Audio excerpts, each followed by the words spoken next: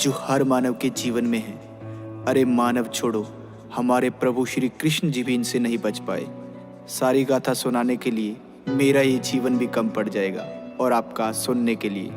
तो इस गीत के माध्यम से मैं तुम्हें कृष्णा जी के जीवन में आए कुछ कष्टों से अवगत कराता हूँ, जिनको सुन के तुम कहोगे, अरे हमारे कष्ट तो इनके आगे कुछ भी नहीं है, कुछ भी नहीं है। घर कष्ट तुम्हें बतलाने बैठा, सुनते सुनते रो दोगे। और सच्चे हिंदू हो तो सुन लो, अपना यापा खो दोगे। मैं एक एक इतिहास का पन्ना खोज के सामने रख दूंगा। पहले तुम मेरी बातें सुनो, फिर तुम्हें भी कहने का हक दूंगा। अरे कृष्णा जी के दुख तो उनके जन्म से पहले शुरू हुए। वो पृथ्वी पर कष्टों से गिर के गीता ज्ञान के गुरु हुए। तुम तुच्छ मानव हो, कष्ट तुम्हारे उनके आगे फीके हैं। भाई गौर से सुनना, एक एक मैंने शब्द सोच के लिखे हैं। माँ देव की और श्री वासुदेव को काल कोठरी में डाल दिया। तुम सोच सको ना कंस ने जेल में कैसा उनका हाल किया। अरे जन्म से पहले कंस ने उनके 6 भाई मार दिए। उनकी माता को कैद रखा और पिता के अस्त्र उतार दिए। अरे जन्म भी जिसका जेल में हो, वो कितना भाग्यशाली है। उस नन्हे से बालक के ऊपर विपदा आने वाली है। कृष्णा के रक्त के प्यासे उनके मामा कंस उड़ीक में है। उस मूर्ख को अब कौन बताए, अंत तेरा नजदीक में है। जब कान्हा जी का जन्म हुआ तो वक्त ही सारा थम गया। वहाँ एक एक जो सैनिक था वो बर्फ की भांति जम गया। वसुदेव के बंधन टूट गए,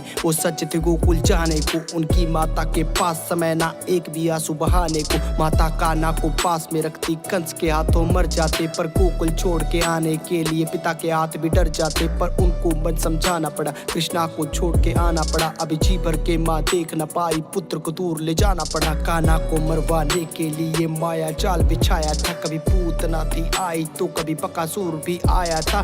किंतु नन्हे से कृष्णा को बार नहीं कोई पाया था।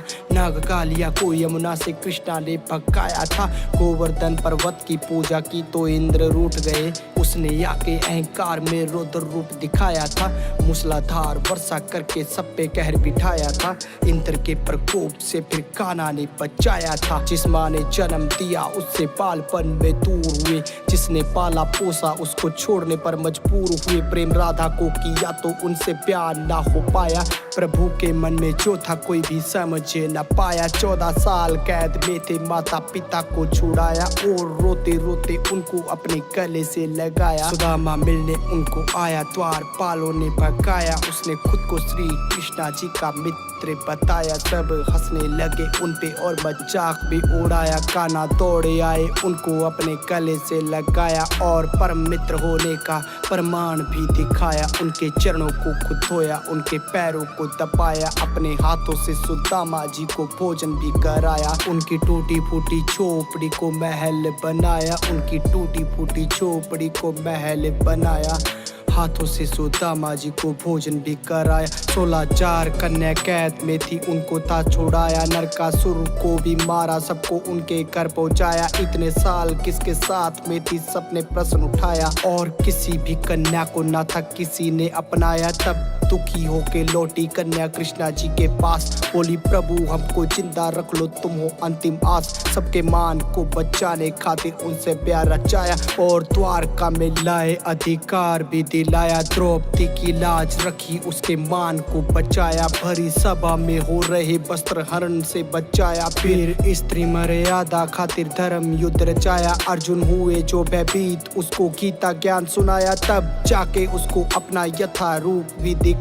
उसके हाथों सब पापियों का नाश भी करवाया। देके श्राप अश्वत्थामा को फिर अमर भी बनाया। अपना नाम देके बर्बरीक को खाटू श्याम बनाया। बीचों बीच समंदर में एक नगरी बसाई, बड़े प्यार से बनाई और द्वारका कहलाई। किया कौरवों का नाश, मिला गांधारी से श्राप। उनके श्राप से ही नगरी जाके सागर में समाई। अपनी आंखों से ही होते देखा वंश अपने का नाश। पर चेहरे से ना कृष्णा लागे थोड़े से उदास। जाके जंगल में बैठे सोने लगे, वृक्ष के नीचे दिखे हिरण की भांति खड़ा शिकारी। दूर पीछे उन्हें कर्म करना आता था और धर्म को अपनाया। खुद का अंत बाली रूपी चरा से करवाया। भील से करवाया, शिकारी से करवाया। खुद का अंत बाली रूपी भील से करवाया। बाली को त्रेता युग में श्री राम ने छुप कर तीर मारा था, तो द्वापर युग में उसी बाली का जन्म एक शिकारी के रूप में हुआ। जो कर्म किए हैं उनका